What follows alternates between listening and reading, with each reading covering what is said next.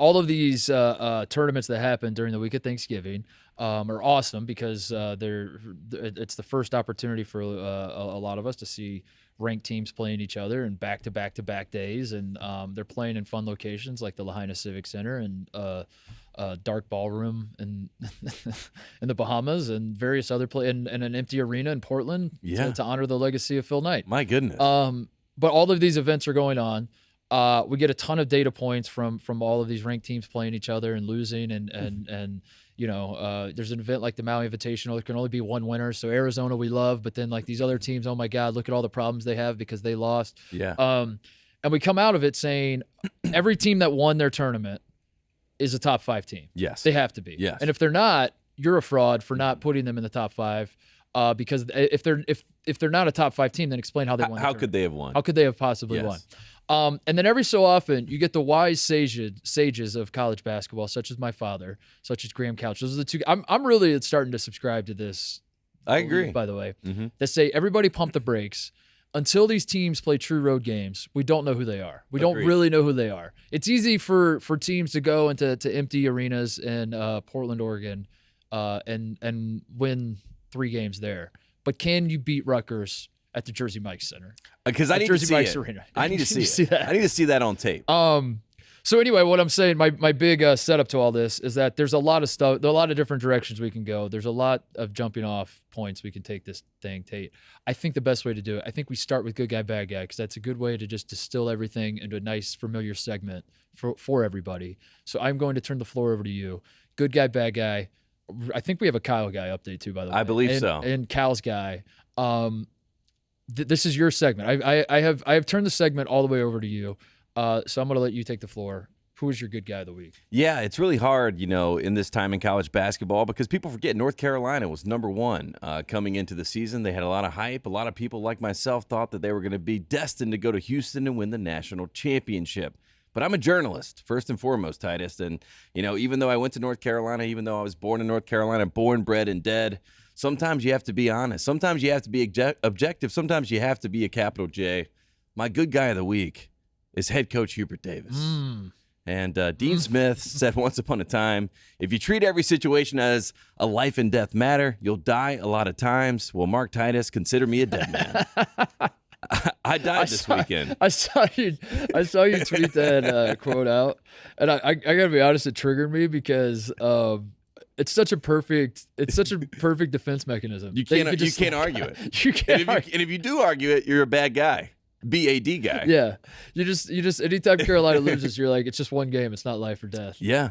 It's that's the defense Duke used when he beat Duke in the Final Four. Of course. And Carolina fans are dancing on Kay's grave, and Duke fans were like, we still made the Final Four. It was we still won the regular season. We're still champions. We're still champions. Yeah. It's still a great season. And it drives you crazy. Yeah. But sometimes you have to pull that card out. And that was Dean Smith. Dean Smith was the ultimate good guy that eventually won because people forget Dean Smith was such a good guy in 1977. They said he was a choke artist, even though Tommy Lagarde was hurt. Phil Ford was hurt at the time. 1981 loses to Bob Knight. He's a choke artist. He's a good guy. Even though the president was hurt. Even though Ronald Reagan got shot and they shouldn't have played the game. But Dean Smith, he represents the good guy that actually wins. And Hubert Davis is sounding a lot like a good guy after these games. He's congratulating Alabama. He's saying that he's proud of his team's effort. And then meanwhile, every one of the Carolina fans are yelling, we don't care about their effort. Why are we losing these games? Why do we continue to be up by 6, 8, and then all of a sudden squander a lead within seconds? We don't even know how it happens, but North Carolina at one point had a 6-point lead in the third overtime. Should have never even been in a third overtime. That game was the worst 4-overtime game of in all history. Time. Of all yeah, time. Just lock that in. I couldn't even watch it. I was in security line at the Maui airport, the saddest place you can be, leaving this beautiful island, and I'm just watching on the score app the score, right? So at one point, North Carolina, from my vantage point, goes up 103-102. Guy behind me in line is like, heels are up. I'm like, let's go. We got it. Game over.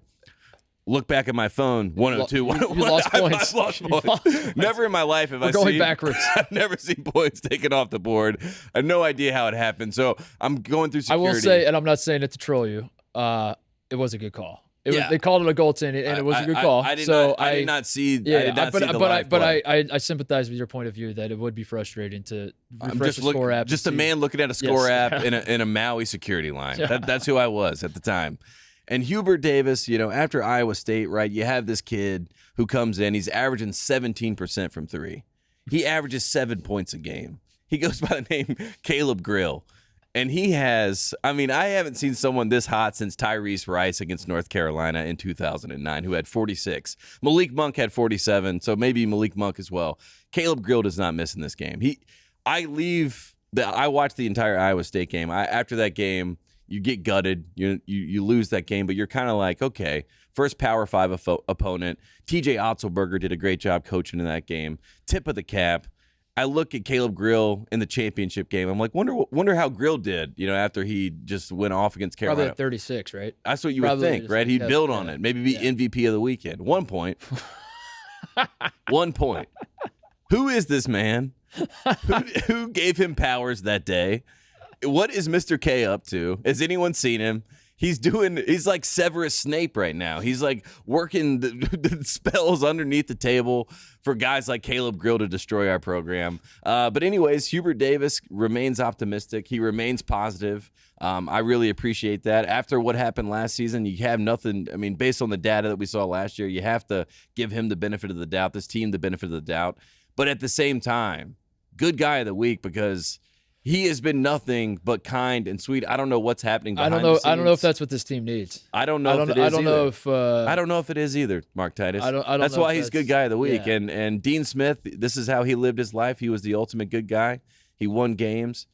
Hubert Davis, I hope he follows in the same footsteps, but it was a whole lot of good guy coming out of these press conferences. That Bama game was, you said it, the worst.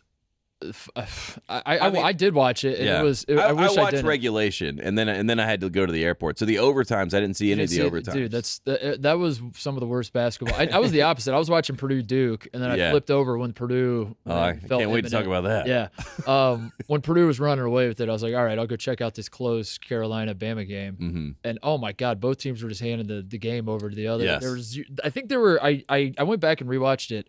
I think the last 4 minutes of regulation and each overtime combined with both teams, there were 2 passes.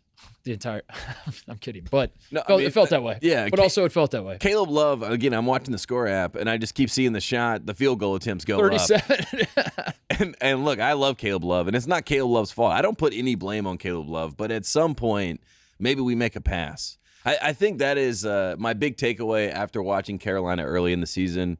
It is, Brady Manick was obviously the straw, and he stirred everything up. He got everybody involved. People were touching the ball. RJ Davis, let's play point guard. Caleb Love, let's play shooting guard, but not shooting as much. North Carolina in general, let's play defense. Let's play defense. Because I don't really. Let's fight over ball screens so Caleb Grill doesn't keep hitting threes in our face. Well, I'm fascinated with this. I don't know if this is a new problem or not, but saying it's a new problem helps my argument, and I'm too lazy to think about the other side right now, so I'm going to just run with it. I'm fascinated by the name, image, likeness era when you have a team like North Carolina that is out of blue blood, beats Duke in the Final Four, ends Mr. K's career, has like this insane run. We talked about it in the preseason that they lose in the national championship, but somehow they go back to campus and they're all heroes and treated like they won the national championship. Yeah. Which is very rare, like to get that treatment where everyone almost doesn't even care that you choked away the national title because you're still heroes to everybody. And I'm fascinated, Tate. It's not a new problem to have guys coming back and like kind of have to figure out the ego part of all of that. Mm-hmm. But I am fascinated with the name, image, likeness part of it all, that like, this team more than any other this year is the team that if you're someone that wanted to argue, they have there's too much and there's only one ball, and there's you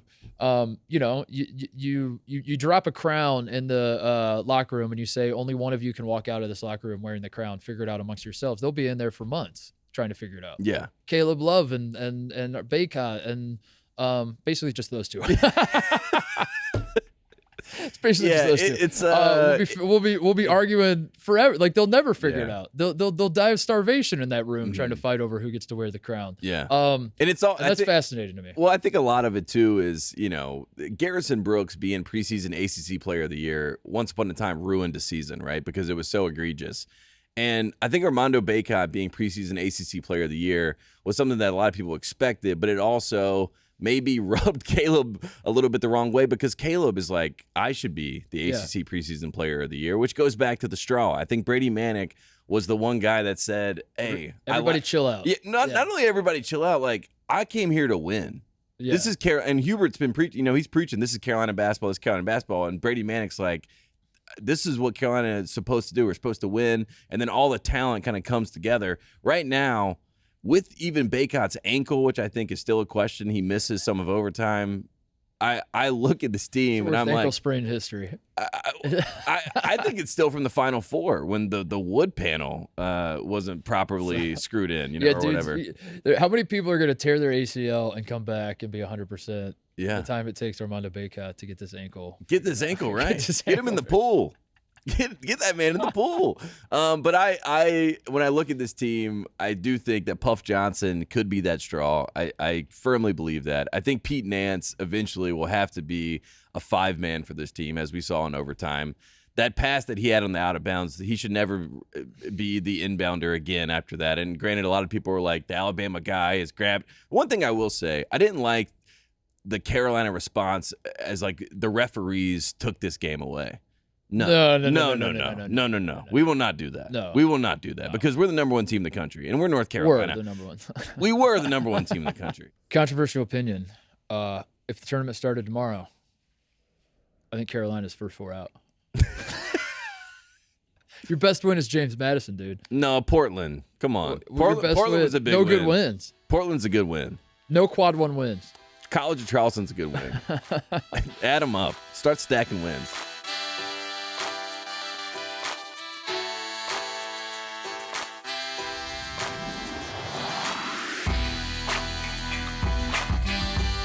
Hey there, thanks for watching Titus and Tate. For the full friend of the program experience, subscribe right below and come join us for all things college basketball. The action is heating up. Come join Titus and Tate.